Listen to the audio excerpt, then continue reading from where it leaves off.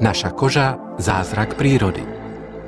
Koža je najdôležitejšou ochrannou vrstvou proti vplyvom okolitého prostredia. Pozostáva z 3 vrstiev – pokožky, zamše a podkožného tkaniva. Priebežne sa v pokožke cez viaceré štádia vyvíjajú zrohovatené bunky. Tieto tvoria zrohovatenú vrstvu. V priebehu 1 mesiaca sa pokožka úplne obnoví prostredníctvom presúvajúcich sa buniek.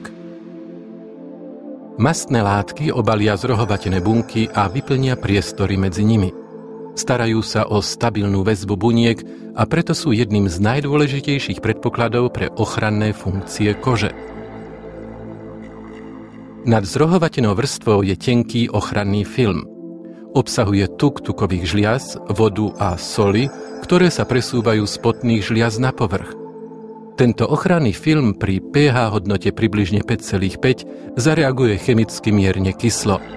Preto sa tomuto filmu z vody a tuku predtým hovorilo aj kyslý ochranný plášť. Tvorí ďalšiu prekážku proti mikroorganizmom a vplyvom okolitého prostredia. Na prílišnú vlhkosť, premokrenie alebo agresívne čistenie reaguje koža citlivo. Film tvorený vodou a tukom sa zničí. Zrohovatené bunky napučia, tuky sa zo zrohovatenej vrstvy vymyjú, koža začne byť suchá a je schopná prepúšťať cudzie látky. Na tieto cudzie látky reaguje náš imunitný systém začervenaním alebo šupinami alebo plusgírikmi na koži. Vznikne ekzém. Ak sa proti tomu nič nepodnikne, tak sa koža môže ďalej zapáliť, ba dokonca roztrhnúť.